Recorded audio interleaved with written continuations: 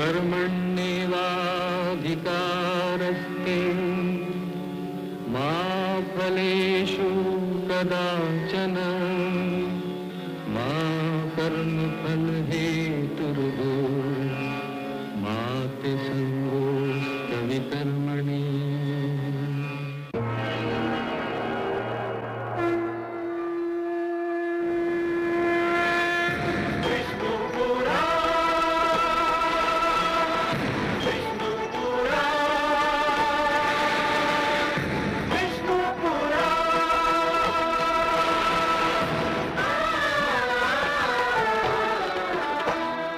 जीव ज्ञान ब्रह्म ज्ञान अथ श्री विष्णु पुराण ओम की कथा महान जय श्री विष्णु पुराण विष्णु पुराण विष्णु पुराण विष्णु पुराण।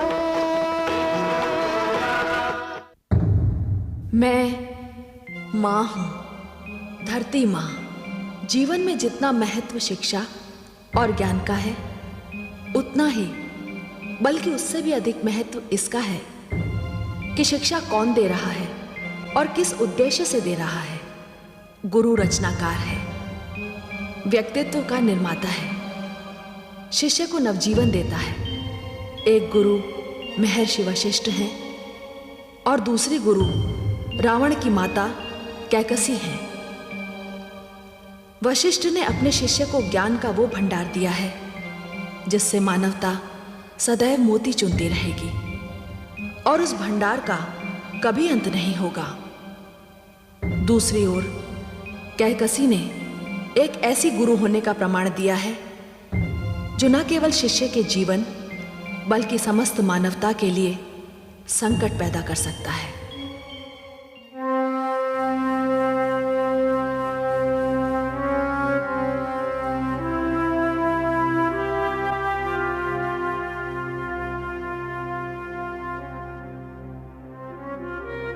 माता,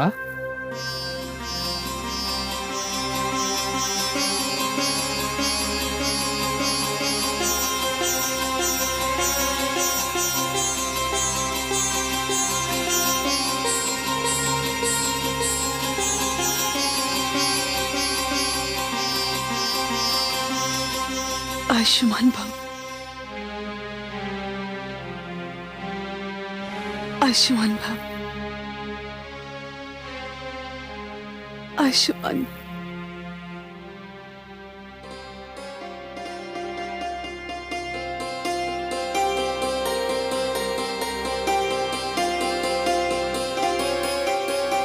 माता, हम आपसे विदा लेने थोड़े ही आए हैं। हम तो मात्र अयोध्या जाने की अनुमति लेने आए हैं। सदा सुखी रहो पुत्र। परंतु मैं तुम्हें यह भी नहीं कह सकती कि तुम शीघ्र लौट आना। माता, कहकर तो देखिए। नहीं पुत्र, नहीं। मैं तुम्हारे उस गुरु की पत्नी हूं जिसने अपने आप को कर्तव्य के लिए, धर्म के लिए और अनुशासन के लिए समर्पित कर दिया है। मैं जानती हूं ममता किसी अनुशासन से नहीं बंधी होती, फिर भी मैं तुम सबको रोकूंगी नहीं। परंतु राजभवन जाकर अपनी इस माता को भूल मत जाना पुत्र। ये तो असंभव है माता। माता देखिए ना, हम चार भाई किंतु हमारी माताएं केवल 3। कितना असंतुलन। ईश्वर को भी ये अच्छा नहीं लगा। अब ईश्वर ने ये संतुलन ठीक बना दिया। आप जो हमें मिल गई, हम आपका स्नेह कभी नहीं भूलेंगे माता। बस बस पुत्र, मैं धन्य हो गई। माता, हम आपसे कुछ मांगने आए हैं। तुम्हारी इस माता के पास क्या है पुत्र? शत्रुघ्न,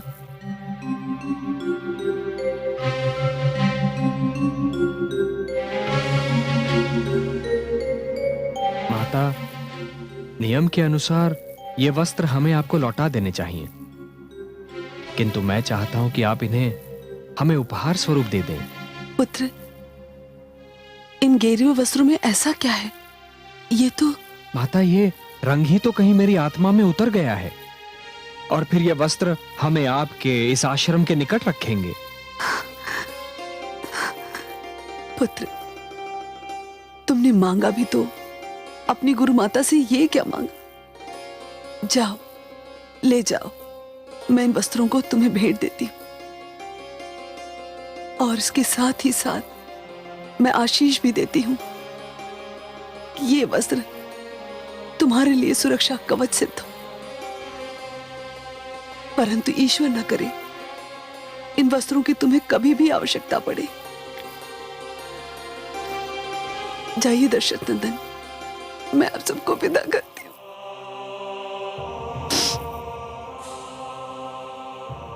प्रणाम माता। आयुष्मान।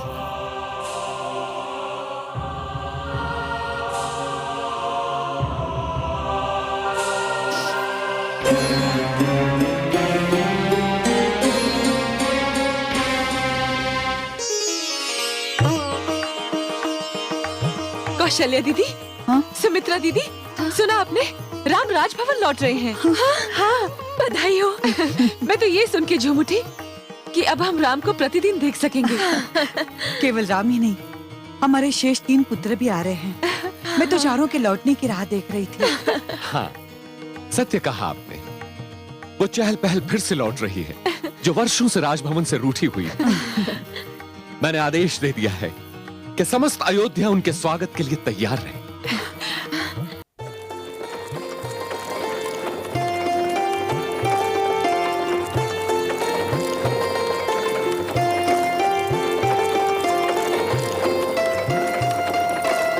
वत्सराम, तुमने कभी घोंसले की तरफ लौटते हुए पक्षी की उड़ान देखी है? जी गुरुदेव। उसमें जो अपनों से मिलने की व्याकुलता, हर्ष और उत्साह होता है, वो मुझे तुम्हारे मुखमंडल पर नहीं दिखाई देता। वहां तो गंभीर चिंतन दिखाई देता है। थोड़ा सा चिंतित तो हूं गुरुदेव। क्या आश्रम जैसा पावन वातावरण अयोध्या में भी होगा? वो भोर, वो दोपहर, वो शांत संध्या, क्या वहां पर भी सब सत्यम शिवम सुंदरम होगा? हाँ वत्स, तुमने जिन मार्गों पर चलने का संकल्प लिया है, जो वचन तुमने मुझे दिया है, वो तुम्हारा संकल्प, वो तुम्हारा वचन राजभवन को भी आश्रम बना देगा। पवित्रता स्थान में नहीं, मानव के हृदय में होती है वत्स। सब कुछ त्याग कर भी यदि उचित मार्ग पर चलना हो तो अवश्य चलना, और सब कुछ प्राप्त करके भी यदि अनुचित मार्ग पर चलना हो तो कदापि मत चलना। यही गुरु मंत्र तुम्हारी सारी चिंताओं का समाधान है वत्स। आपने मेरे मन का बोझ उतार दिया गुरुदेव। अत्यंत आभारी हूं।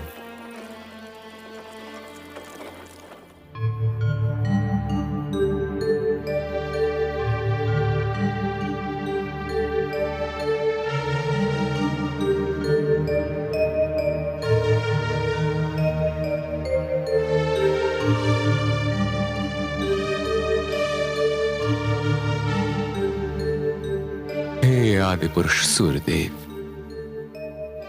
आप तो अस्ताचल की ओर चल पड़े, और मेरा सूर्य तो अभी तक नहीं आया। वो तो प्रातः काल ही गुरुकुल से निकल पड़ा था। महाराज, महाराज, हमारा राम आ गया महाराज। मेरा राम आ गया। क्या कहा महारानी? हमारा राम आ गया? हाँ महाराज, हम सबका राम आ गया। अभी अभी मुझे मंत्रा ने बताया कि हमारे राजकुमार राजभवन के मुख्य द्वार तक आ पहुंचे हैं। ओह महारानी कैकेयी, ये राम के आने का समाचार नहीं, दशरथ के प्राण लौट आए। इस महल रूपी सूखे सरोवर में दशरथ की स्थिति एक मछली के समान थी, और राम के आगमन का समाचार जल के समान आया। मैं जी उठा महारानी, मैं जी उठा।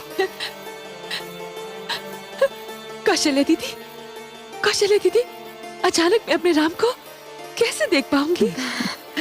शांत पगली, तेरी व्याकुलता देखकर तो ऐसा लगता है राम आया नहीं, कहीं जाने वाला है। चल, कहीं ऐसा न हो जाए कि हम यहाँ वार्तालाप करते रहें और चारों राजकुमार यहाँ तक आ पहुंचे।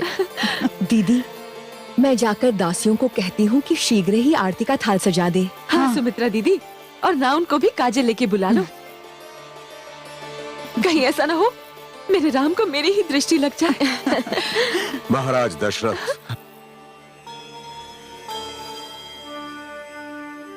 कुलगुरु, प्रणाम कुलगुरु।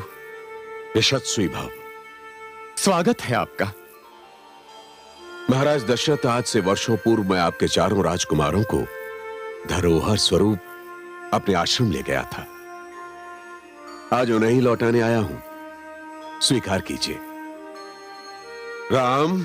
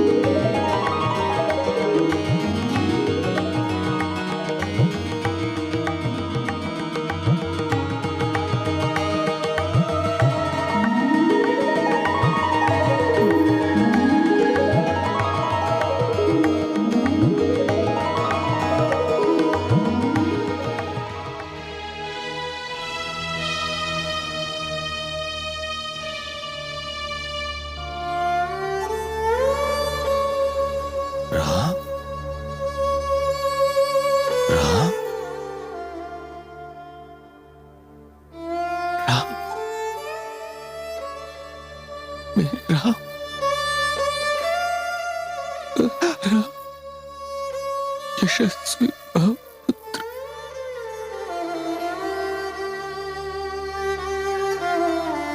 मेरे पिताश्री, मेरे पुत्र, मेरे राम, पिताश्री, राम, राम, राम, मेरे पुत्र राम।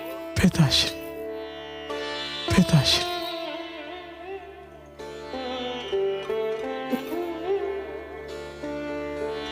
मेरे पुत्र राम, राम,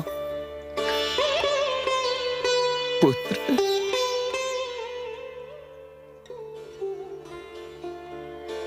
लौट आए मेरे प्राण। तुम क्या लौट आए? मानो मानो सर्प के पास उसकी खोई हुई मणि लौट आई हो। पिताश्री,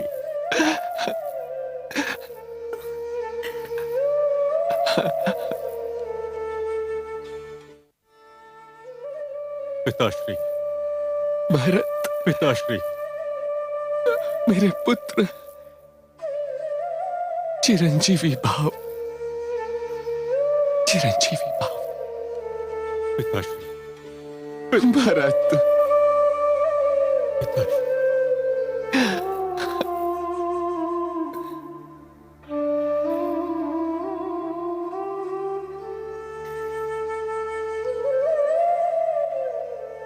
लक्ष्मण, पुत्र, आयुष्मान भव पुत्र। पिताश्री, आयुष्मान भव।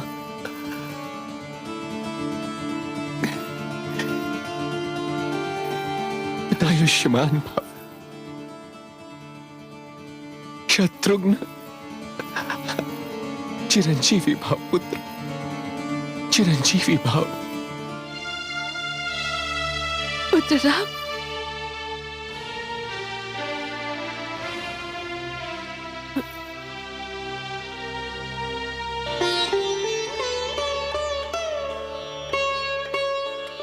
माता, प्रणाम माता। आयुष्मान भव, आयुष्मान भव। माता, गुरुकुल में प्रतिदिन आपको स्मरण किया, कई बार नींद में भी आपको पुकारा। पुत्र, तुमने जब भी मेरा नाम लिया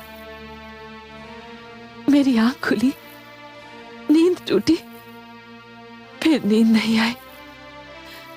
क्षमा करना दीदी, आप मुझसे बड़ी हैं और नहीं, माँ छोटी बड़ी नहीं, माँ होती है, उसके नेत्र उसके हृदय में लगे होते हैं।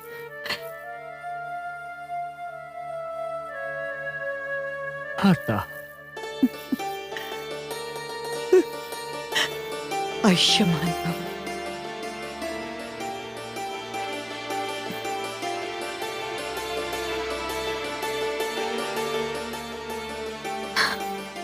माता, आयुष्मान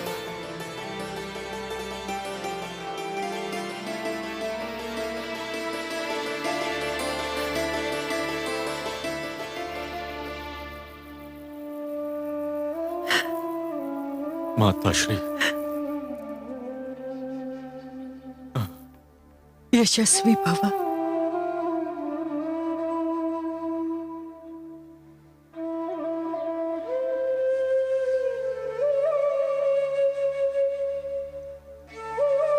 माता, पुत्र, आयुष्मान भव।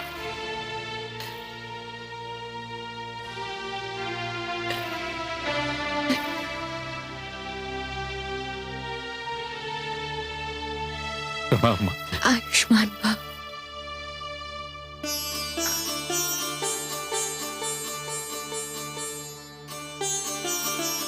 माते,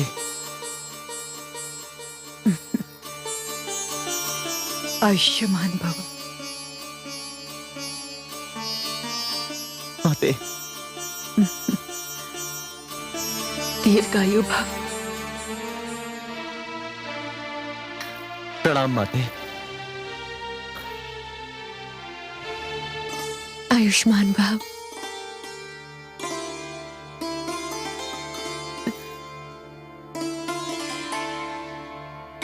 आयुष्मान भव।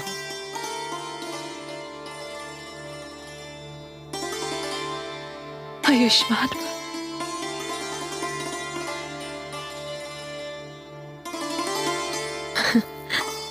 आयुष्मान भव।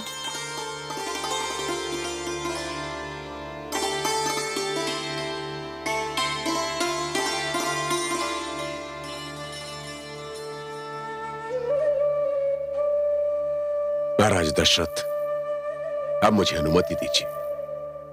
मैं आपके और आपके पुत्रों के बीच में अब बाधा नहीं बनना चाहता। गुरुदेव, रघुकुल पर अपनी कृपा दृष्टि इसी प्रकार बनाए रखिएगा। मैं आपका आभार किन शब्दों में प्रकट करूं, समझ में नहीं। इसकी कोई आवश्यकता नहीं महाराज।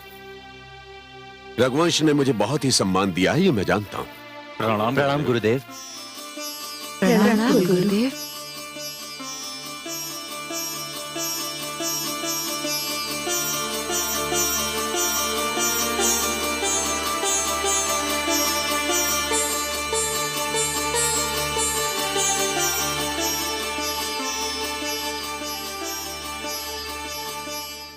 अब तो हम राम के कक्ष में चलते हैं। हाँ पुत्र, महाराज ने स्वयं तुम्हारे कक्ष का निर्माण करवाया है, अपने हाथों से सजाया है। माता, सुना है कि 100 अश्वमेध करने से इंद्रासन प्राप्त होता है, किंतु यदि हर जन्म में पिता के रूप में इन्हें पाऊं तो इंद्रासन की ओर आंख उठाकर ना देखूं। चलो पुत्र, शिक्षा के कारण वर्षों तुम्हें अपने नेत्रों से दूर रखा, किंतु अब तुम्हें एक पल के लिए भी अपने नेत्रों से ओझल ना होने दूंगा।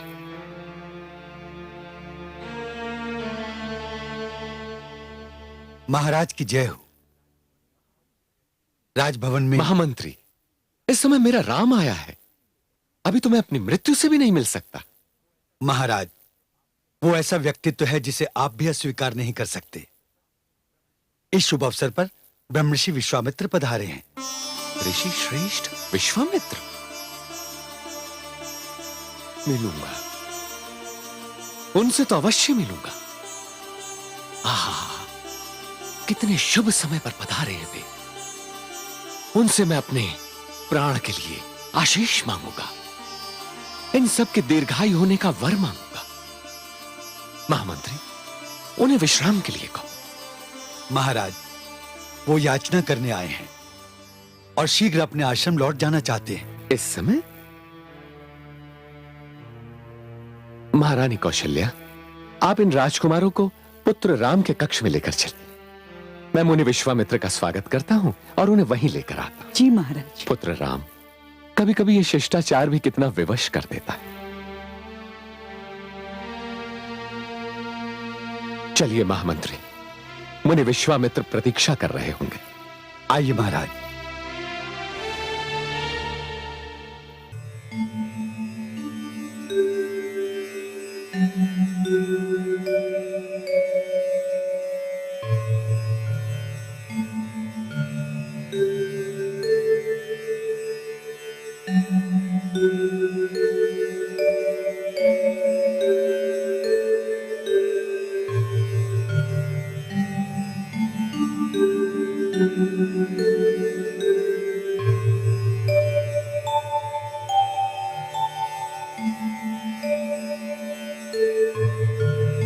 प्रणाम ब्रह्मर्षि।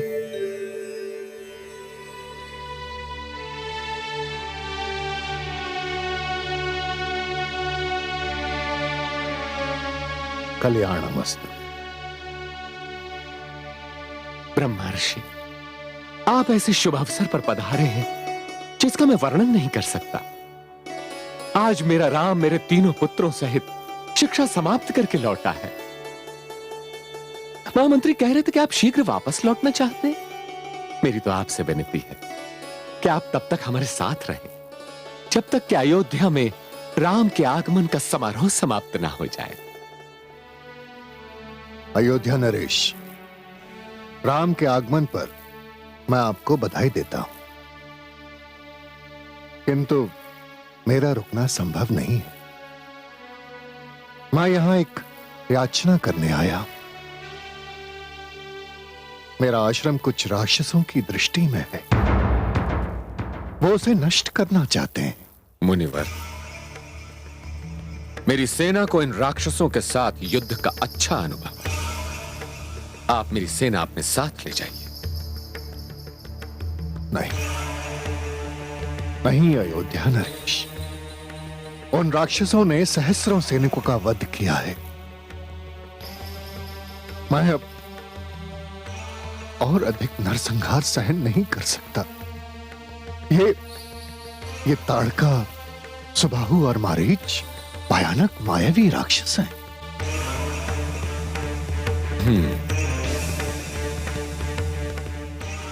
फिर तो मुझे आपके साथ चलना होगा। नहीं महाराज दशरथ, आपके पास मेरी समस्या का समाधान नहीं है, इसीलिए तो मैं याचना करने आया। मुनिवर, मैं रघुवंशी हूं। मेरे द्वार से आज तक कोई रिक्त हाथ नहीं लौटा। आप तो मेरे पूज्य हैं। कहिए आप मुझसे क्या चाहते हैं? मैं आपके लिए क्या कर सकता हूं? उन राक्षसों के वध के लिए मैं आपसे आपके पुत्र राम को मांगने आया। मुझे राम दे दीजिए, मुझे राम दे दीजिए, राम दे दीजिए।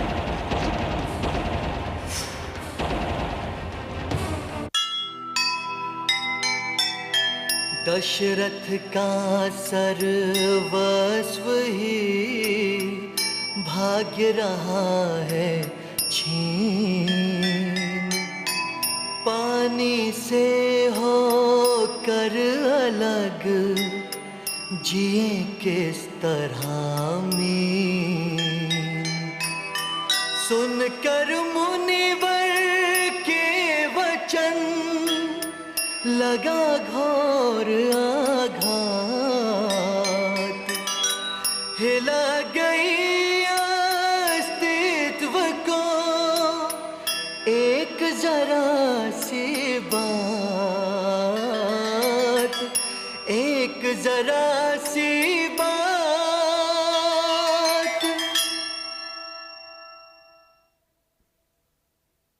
अथ श्री